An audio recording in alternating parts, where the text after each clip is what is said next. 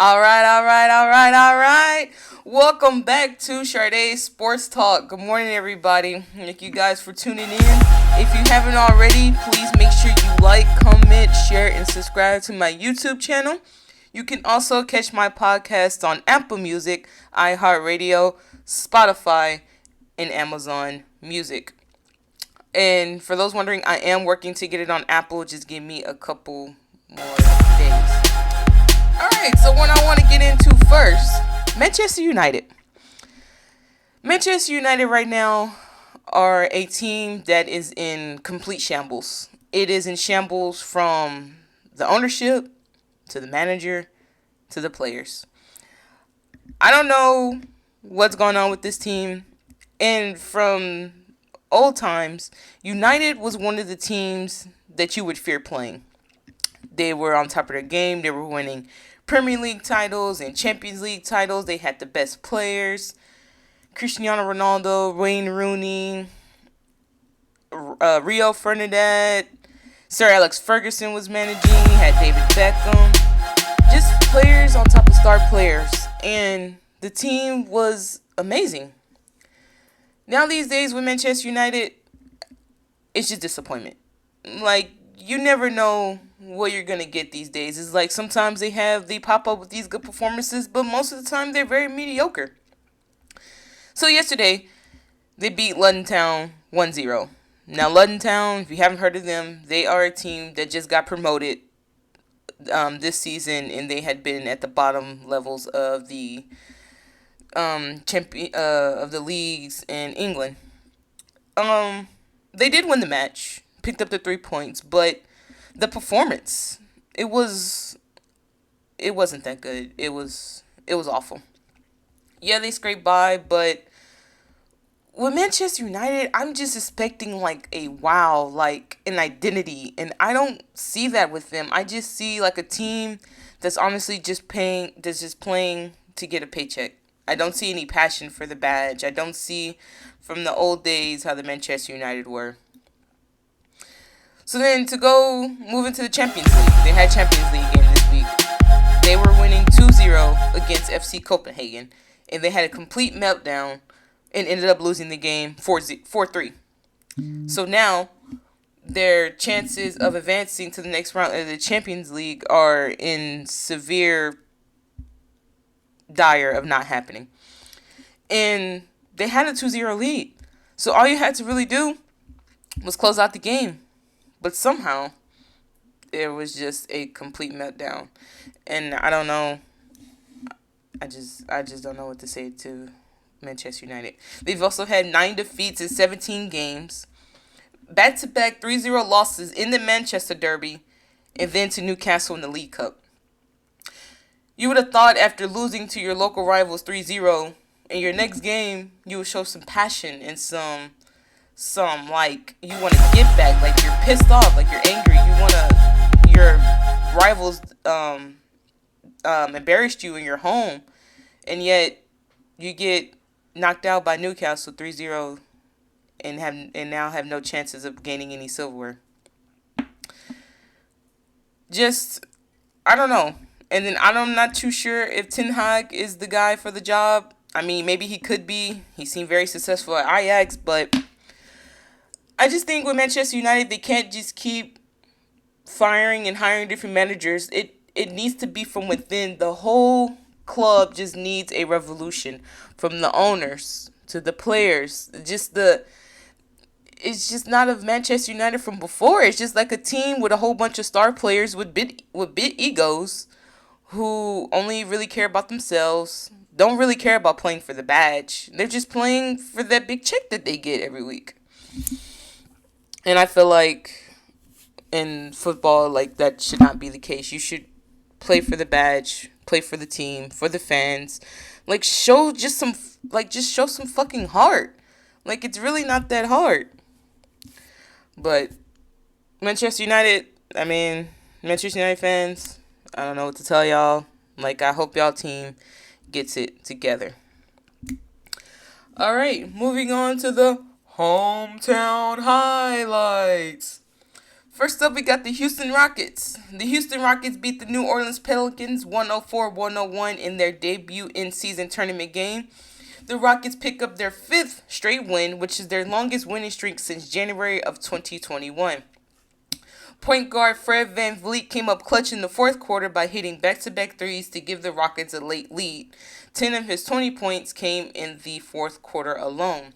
The Rockets next host the Denver Nuggets tonight. Next up, the Houston Texans beat the Tampa Bay Buccaneers 39-37 in a back-and-forth game. QB C.J. Stroud threw for 5 TDs and set a rookie record 470 yards passing. Texans are now on the road today to face the Cincinnati Bengals at 12 p.m. on CBS. And just to talk about this Houston Texans team a bit, I am amazed. I think I could finally get behind the Texans team. Like, I honestly stopped watching football because of the Texans. So now to see that they're doing good, we have a QB who we can build around. He's a stud. He's not afraid of the moment. I really think that this Texans team could possibly win the division, but also even really sneak into the playoffs. So I'm really looking forward to what else we do for the rest of the season.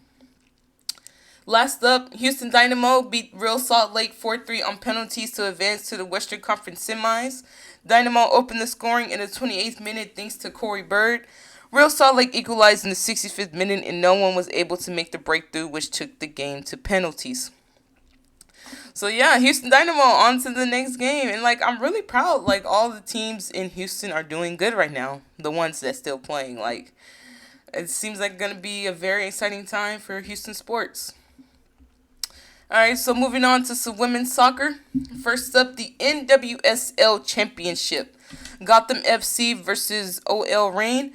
Gotham FC beat OL Reign 2-1 to win their first ever NWSL Championship. Sadly, though, the match was overshadowed by legend Megan Rapinoe being subbed off in the 6th minute after a non-contact injury. And that's really gotta suck for Megan Rapinoe. It's her last professional game ever. It's the championship. You want to be out there for your team to try to win, but you get injured in the beginning. Man, sports can be very, very cruel. Lynn Williams opened the scoring, then 5 minutes later, OL Reign equalized, courtesy of Rose Lavelle. The winning goal came in stoppage time of the first half with Esther Gonzalez and Midge Purse connecting on a corner. Bad news for Megan Rapinoe, but on the flip side, congratulations to Ali Krieger. You've had an amazing career, and I'm really excited and happy for you that you got to able to finish your career with a championship. That's a hell of a way to put your career to rest. So, congratulations, Ali Krieger and Megan Rapinoe. I'm sorry, my heart goes out to you as well. Barcelona women versus Villarreal women. Barcelona beat Villarreal women 6-0 to extend their unbeaten streak in La Liga F to 8 games. Anita Bonmati got her first of 2 goals and Barcelona's first of the night in the 14th minute, with Kira Walsh getting the assist. Aisat Oshuala got a double with Salma Pariello, each grabbing one to give Barcelona a dominating win. Barcelona next faced SL Benfica on Tuesday to open their Champions League campaign. Next up, Chelsea women versus Everton women. Chelsea women beat Everton 3-0 to extend their win streak in the WSL to 4 games. Jessie Fleming gave the Blues the lead in the 14th minute when a loose ball fell to her and she fired home on the volley. The second goal came in the 62nd minute with Sam Kerr poking in a goal from across. Then to round it off for the Blues, Aggie Beaver Jones scored with an excellent left-footed strike into the top corner. Chelsea next meet Real Madrid in the UEFA Champions League, while Everton played Bristol City in the WSL. Manchester United women versus West Ham women. Manchester United won 5-0 and picked up their third WSL win of the season. United took the lead after just 3 minutes when Hinata Miyazawa's volley was deflected into the air and Geese got on the loose ball just before goalkeeper Mackenzie Arnold to head home. Millie Turner then made it 2-0 with a banging curling effort in the 42nd minute before Nikita Perez made it 3-0 from close range in first half stoppage time. This result means that West Ham have only 1 win from their first 6 games.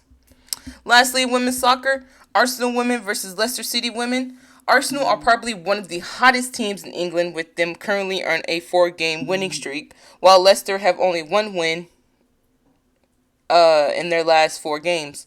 Last season, Arsenal beat Leicester in both meetings, winning 4-0 in one game, then getting a narrow 1-0 win in the second meeting. Vivian Miedema and Beth Mead are finally healthy and back into the team, so I think that's what's really helping Arsenal pick up these important wins, because they are back after being out for, I believe, a year or so with injuries. So this Arsenal team's finally healthy and coming together, so they're looking pretty dangerous, so I will watch out for them. Kickoff of this game is at 12:45 p.m. today, and you can catch it on Paramount Plus.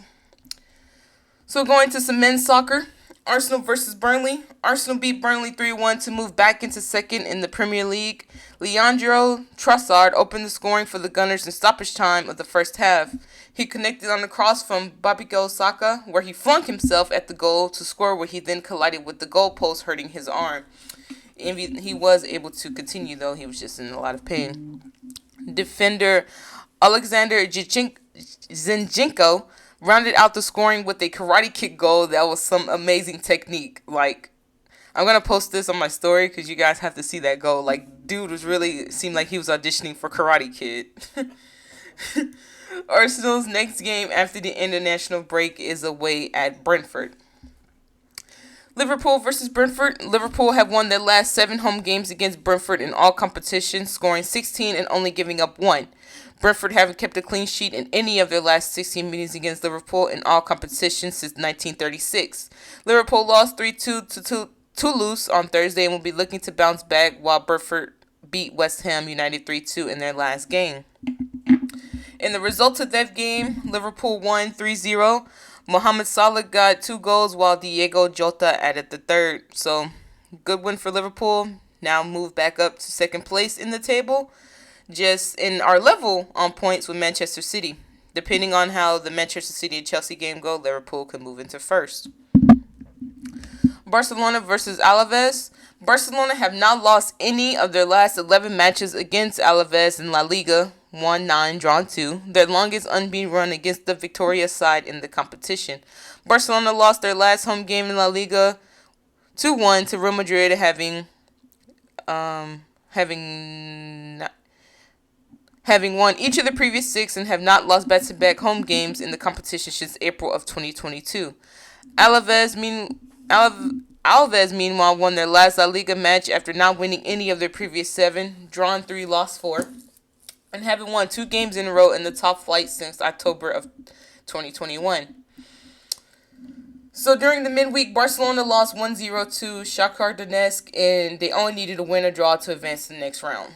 I'm not really too sure what happened with Barcelona. Like, they only needed a win or a draw to advance to the Champions League. So hopefully with that loss, this will be a bounce back game for them. But the current live score of that game is 1-0, and Alaves is currently leading, and the game is in halftime. If you want to catch the second half, you can catch it on ESPN Plus. USA versus Trinidad and Tobago. So October 10th, 2017, USA lost 2-1 to Trinidad and Tobago, and in doing so failed to qualify for the 2018 FIFA World Cup, which was the first for the USA. That game, I will forever remember. I was at Lamar, and I was walking, and then there was these kids behind me, and they were talking about the game and how the USA lost, and we were all pissed because all the USA had to do was just beat Trinidad and Tobago, and we could have been in the 2018 World Cup. But instead, somehow, some way, the soccer gods told us no, we was not going to that World Cup. So this team and this fixture will always be significant just because of that. And the only player still playing from that USA team is Christian Pulisic. But on the flip side, though, since that tragic, irritating night, the USA has beaten Trinidad and Tobago by aggregate score of 19-0 across 3 games. So, I guess releasing a little bit of those demons that they had. This time, though, they face each other in the quarterfinals of the CONCACAF Nations League, where the U.S. are currently the holders of the trophy. Kickoff of this game is at 8 p.m. Thursday and can be seen on Fox. Lastly, to round out men's soccer, Argentina versus Uruguay. Argentina will be looking to remain a perfect 4-0 in World Cup qualifying, while Uruguay are currently second and level on points with Brazil and Venezuela at 7. So they'll be hoping to pick up 3 points and gain a little separation from the rest of the pack. It's going to be tough, though, trying to beat the world champions since Uruguay have lost twice to them already in this competition, losing 3-0 and 1-0. Kickoff of this game is at 6 p.m. Thursday and can be seen on Football TV, who offer a 7-day free trial. So moving into some college football. First up, number 3 Michigan Wolverines versus number 10 Penn State. Nittany Lions. Michigan beat Penn State 24-15 to move to a perfect 10-0. So Michigan is currently being investigated for something about they were stealing signs. There was a staffer on the Michigan team who I don't know who sent him exactly. That still hasn't been clear. I don't know if he was acting on his own, but he was caught in disguise on the sideline of one of the team trying to steal their signs. So because of that, someone has to face punishment. Unfortunately, head coach Jim Harbaugh has now been suspended by the Big Ten for their next 3 remaining games. It means he can't coach on the sidelines, but for whatever reason, he can still coach during the week. So that doesn't really make any sense. But anyway. Michigan still won the game, but I don't really understand the whole concept of this. I feel like the Big Ten kind of rushed this decision, considering the fact that not all of the evidence and stuff had been out. So I think this was a pretty stupid thing to do. But I'm not the one in charge, so I don't make those decisions. Michigan got the first TD of the game in the second quarter with running back Blake Corum, who wore a Michigan versus everybody beanie during the warm-ups, got a 3-yard run. Michigan extended their lead 14-3 with 6 minutes left in the second quarter, with Donovan Edwards getting a 22-yard run to score. Penn State picked up momentum at the end of the second quarter with QB Drew Aller getting an 11-yard run to cut the lead 14-9 going into halftime. Blake Corum picked up his second TD of the day in the fourth quarter with 4 minutes to go to give the Wolverines a 24-9 lead. Penn State scored a touchdown with Aller and Johnson connecting on an 8-yard pass, but it wasn't enough to mount a comeback. Michigan next goes to Maryland, while Penn State hosts Rutgers for their last home game of the season. Number 21, Arizona Wildcats versus Colorado Buffaloes. Arizona beat Colorado on a walk-off field goal in a 34-31 thriller. Jonathan Coleman rushed for 179 yards as the Wildcats pick up their 4th consecutive victory and are now bowl eligible. Shedeur Sanders ran for a touchdown and threw for 2 as Colorado lost for the 6th time in 7 games after having a 3-0 start. On the flip side, though, Sanders is now closing in on a single-season program record of passing yards. He currently sits on 3,144, with the record being 3,200. Arizona next hosts Utah, while Colorado has a 2-game road trip to end the season first, starting with Washington State. I'm still a Colorado fan. I didn't jump off the bandwagon. I was just very concerned about them losing back-to-back games in the way that they did.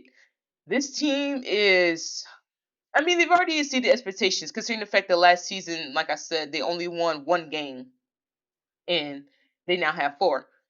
But it's the team. I can't wait to Dion hits that transfer portal, because everybody's gonna want to. People are gonna want to come to Colorado just to be coached by Dion. So, kind of seems like this season was really like a little test run, kind of getting an idea of where the team is, what the weaknesses are.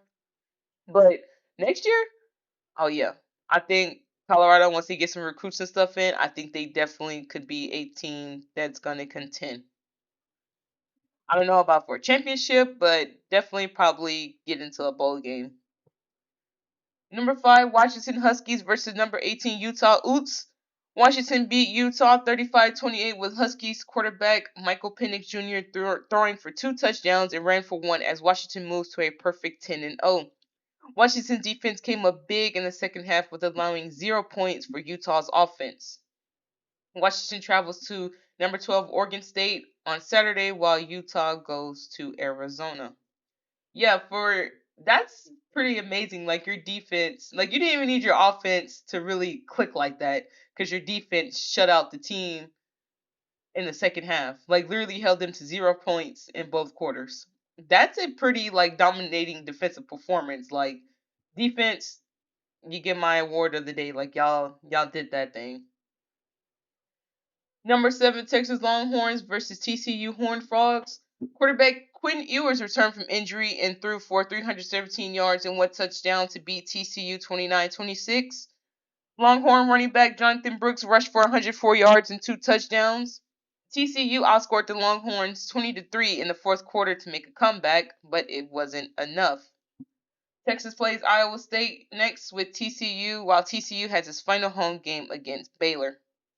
Yeah, these Longhorns, man, without their quarterback, their backup was able to go, I believe it was what, 2-0?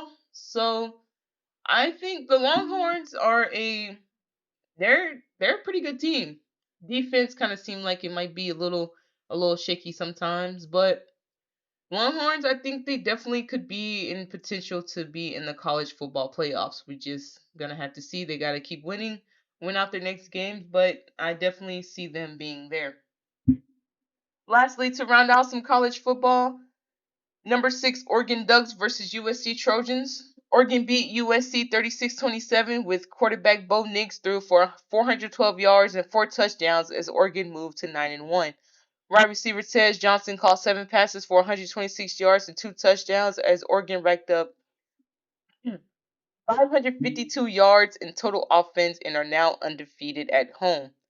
Caleb Williams threw for 291 yards and ran for a touchdown and threw for a TD as USC has now lost four of their last 5 games after winning their first 6. Oregon next visits Arizona State while USC hosts rivals UCLA on Saturday in their final game of the season.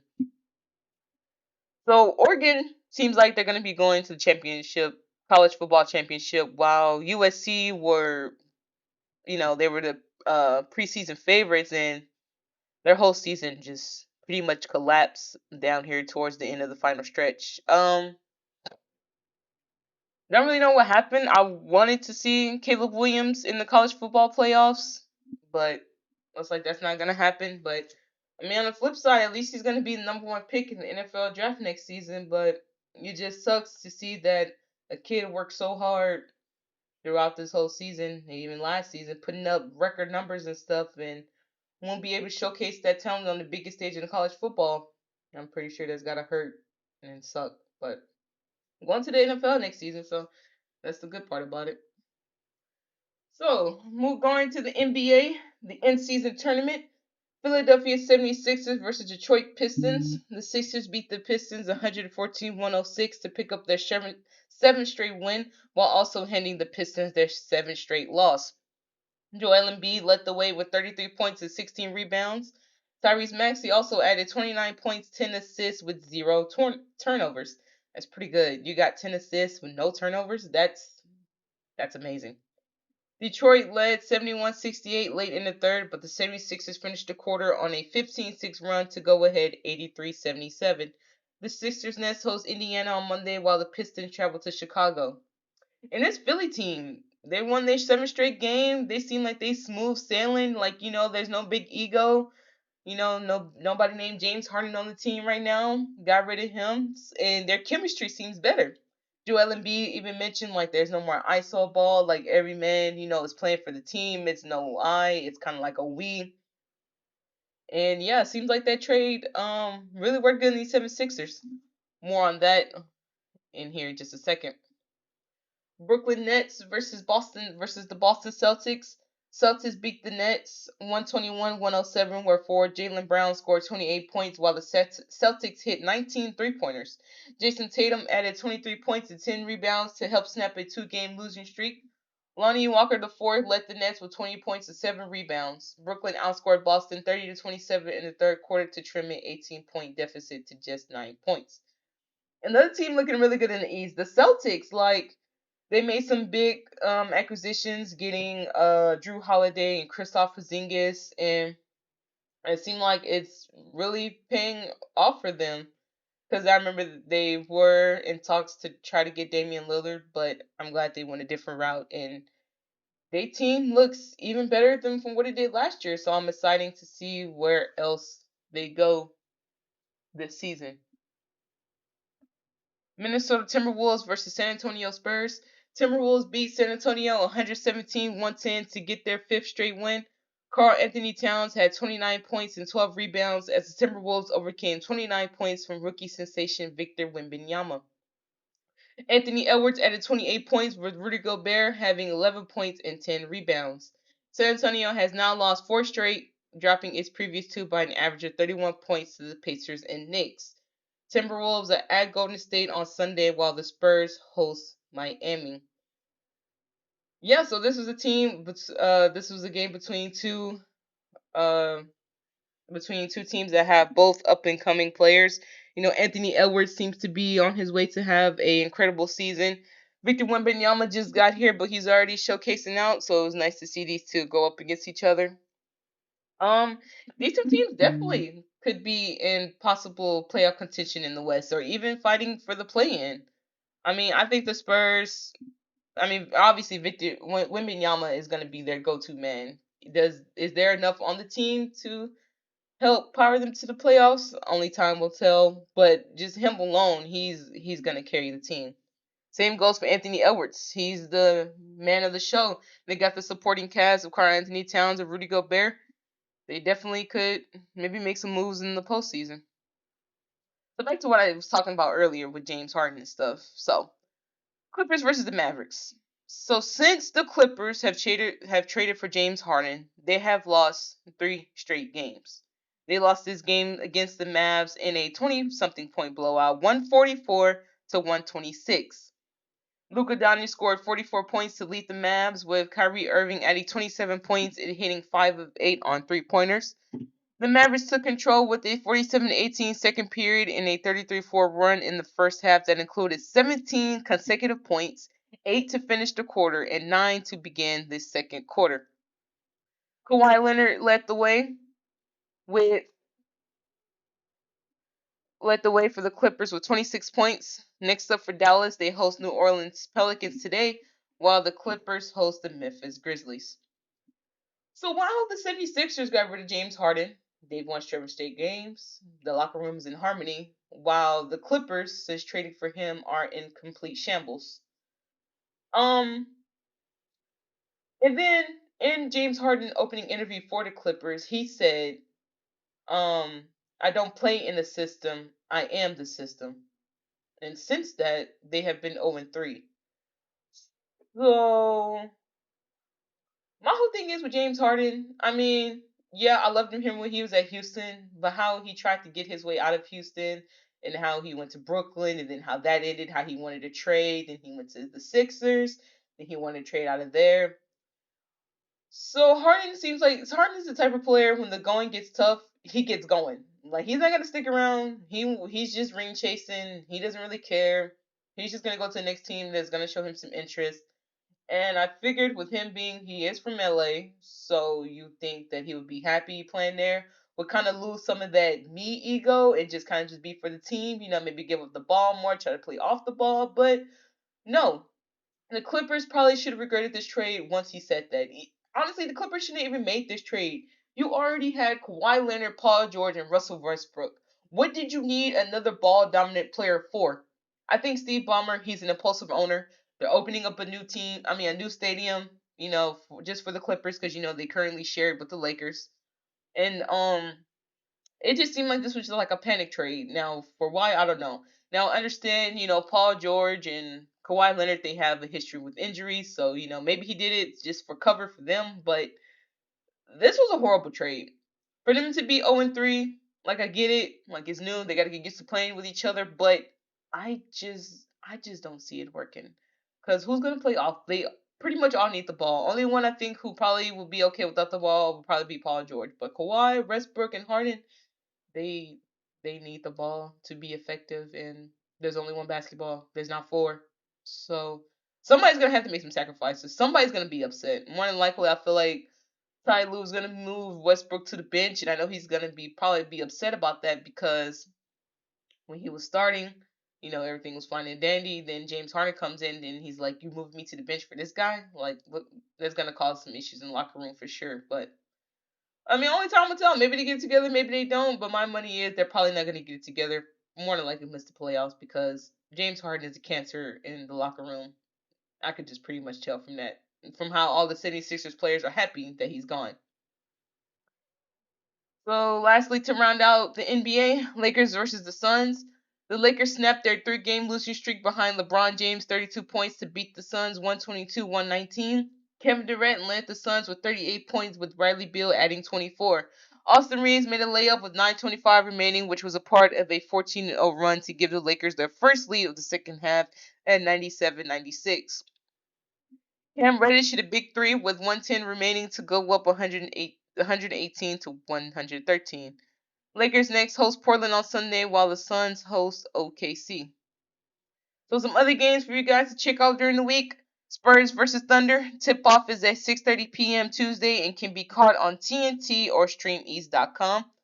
Clippers versus the Nuggets. Tip-off is at 9 p.m. Tuesday and can be seen also on TNT or StreamEast.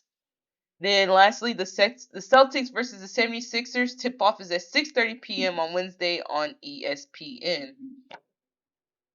So winners and whiffs. So I'm really proud of myself this week. I went 4-2. I think this is probably like one of my best records, and I'm really proud that all of my picks, mostly all of them, paid off. So first up, Milan versus PSG. I had Milan in this game, and they won 2-1 thanks to goals by Olivier Giroud and Rafael Leao. Milan now move up to third in the Champions League group with 5 points, while PSG dropped down to second with 6. And I said, Milan need to win this game. They were going to play attacking football, try to get at PSG from the beginning because they needed to pick up the points because they weren't looking too good being at the bottom of the table in hopes of advancing. So I'm glad that Milan won this game and hopefully advance to the round of 16. But it is a very very open and tight group. Staying in that same group, Dortmund versus Newcastle United. I had Newcastle in this game and they sadly lost 2-0 to Dortmund. Dortmund have now picked up back-to-back wins against Newcastle in this group. Newcastle sit at the bottom of the group while Dortmund moved to the top spot.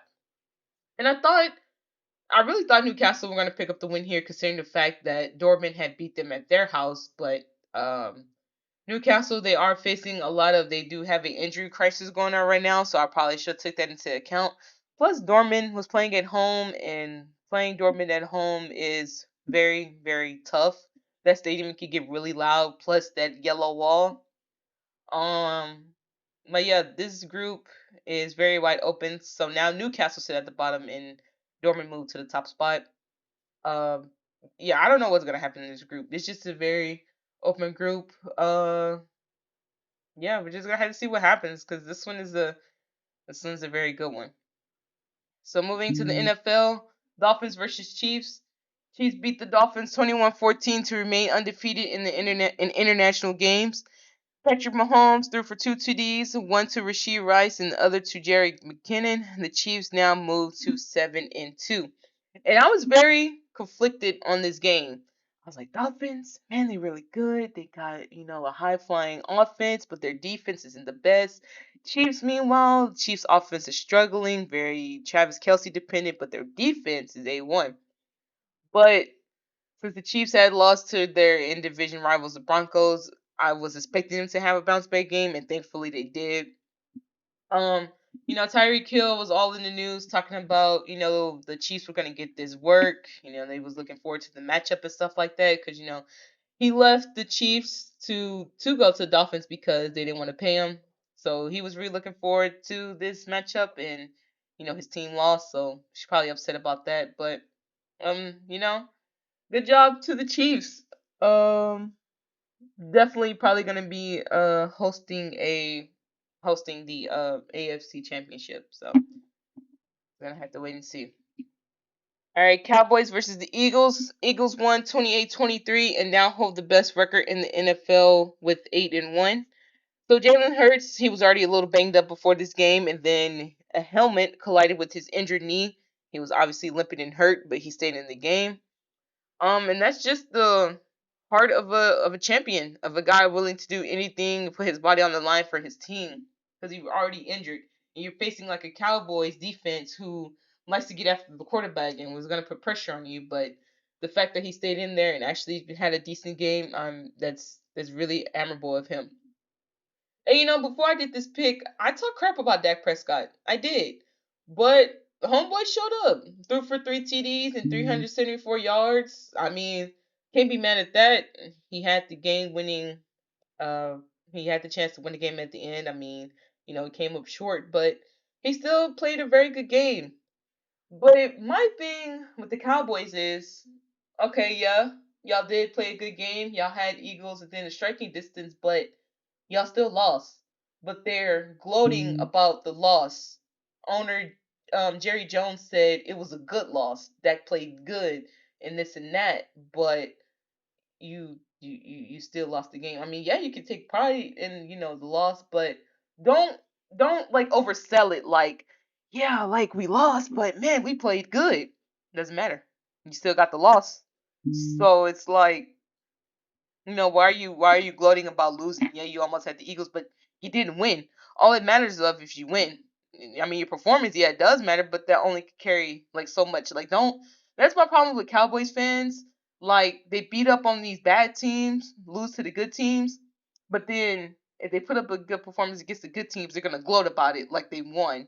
But no, like y'all lost, and if y'all don't get it together and what you call it, y'all could possibly even miss the playoffs or even be a wild card team and have to go on the road to go play somebody where y'all probably gonna get knocked out in the first round. So just Cowboys, just be more self aware. Just try to be a little bit more humble. That's it. But knowing the Cowboys is very hard for them to do. Bills versus the Bengals. Bengals picked up a big 24-18 win over a struggling Buffalo team. A little history here. The Bengals also knocked out the Bills last season in the playoffs. Joe Burrow threw for 348 yards and two touchdowns as the Bengals now get their fourth straight win and move to 5-3. Yeah, I had a feeling the Bengals were going to win this game. The Bills they look they look awful on offense. They don't have an identity. Their defense is not the same as it was this season. The Bills, it's like what is your identity on offense? Every team has one. The Bills, I don't know what it is. Like, their run game is not the best. They're overly Josh Allen dependent. They be expecting him to make these big plays with his legs and with his arm, but those aren't always consistent. They have Stephon Diggs and pretty much nobody else in the wide receiver room. So it's like, what what is y'all's identity? You can't just always be Josh Allen dependent. Their O line is not the best. Um, yeah, I don't know. I don't know what's going on with the Bills. I mean, I think they probably will more than likely. They're too talented to miss the playoffs, so they're gonna pick up, some wins on their rest of their schedule. But it just looks like another disappointing postseason. Um, but yeah, but the Bengals on the flip side, like they're probably one of the hottest teams right now in the AFC, picking up this win.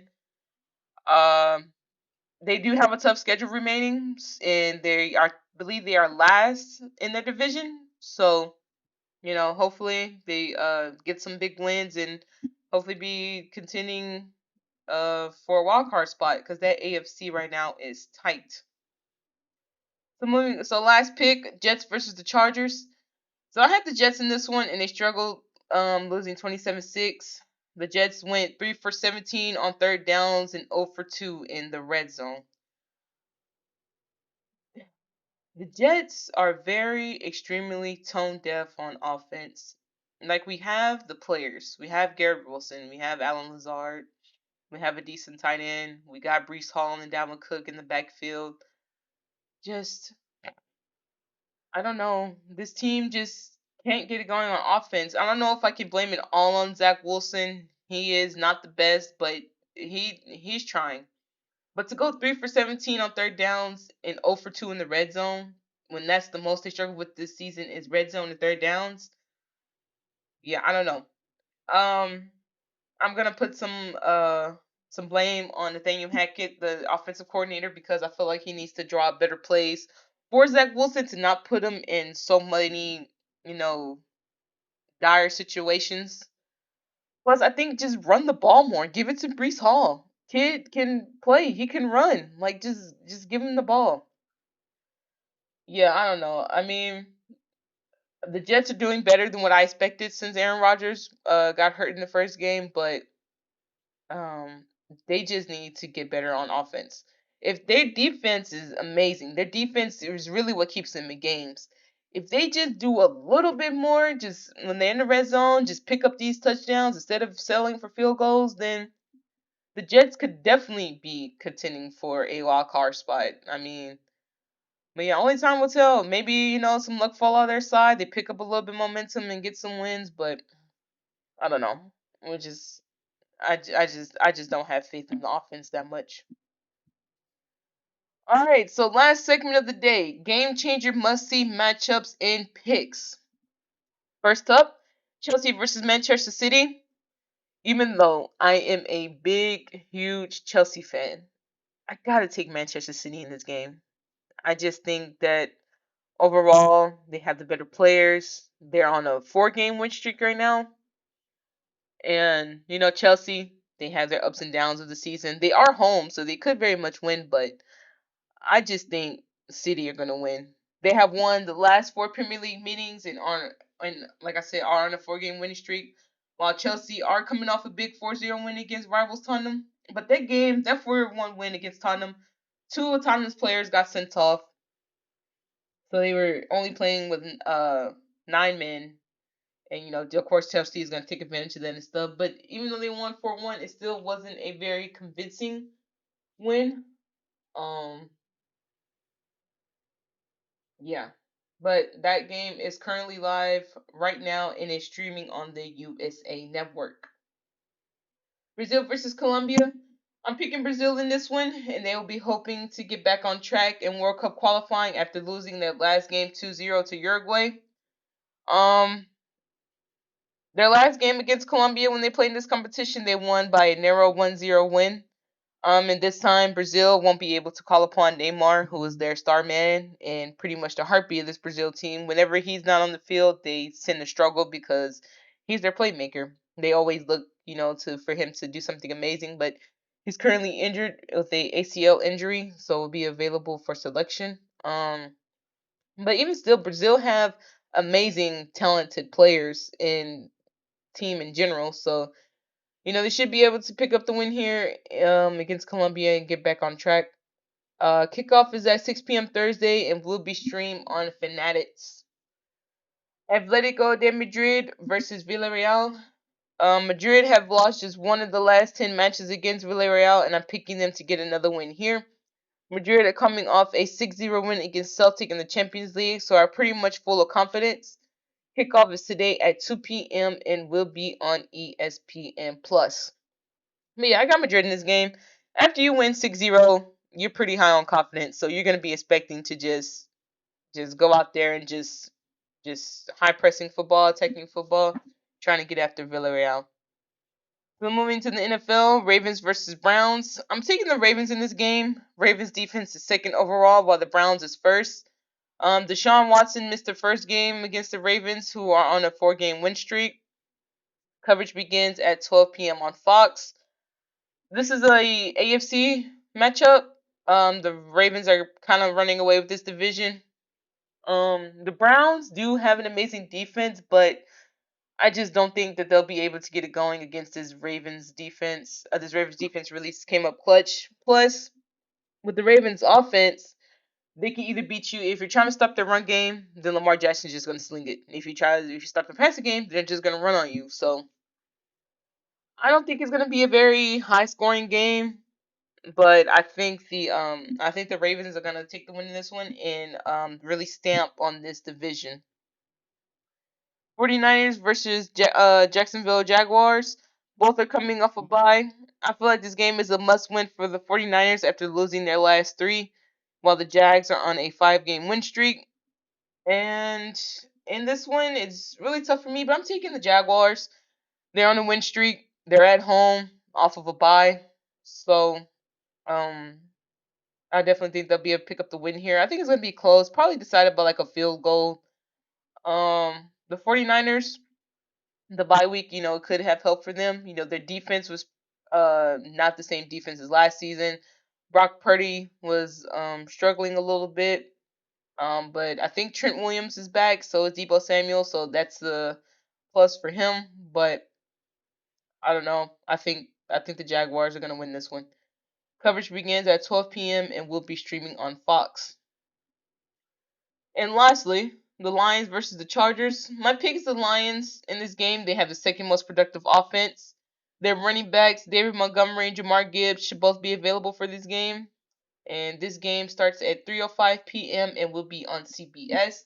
The Lions definitely, considering the Eagles' record, well, the Eagles do have a tough schedule coming up, so the Lions could potentially be the number one seed because they do have a very easy schedule and they are a really good team. Like I remember Detroit Lions from back in the day, like they were an awful team. So now to actually see them contending in the NFC is really nice to see. I like to see the teams that used to be horrible now contending, like the Lions, the Texans, all these other teams, and they definitely can beat the Chargers. I mean, the Chargers, yeah, they beat the Jets, but the Chargers haven't really beat anybody like a really good team. They lost to the Chiefs, they beat the Jets, but I just want to see more from this Chargers team. I just feel like they have these performances where they lay an egg or they're awesome. Their defense has been doing better though. Joey Bosa and Khalil Mack leading the way, but yeah, I just got the Lions in this one. Plus, you never know what kind of game Chargers head coach Brandon Staley is gonna do. But Justin Herbert, I mean, is always amazing. But I just think the Lions are the better team in the pick for this game. But all right, y'all, that's all I got for you today. I really appreciate y'all tuning in to Sharday Sports Talk, and I will catch y'all on Sunday. Alrighty, y'all. Thank you.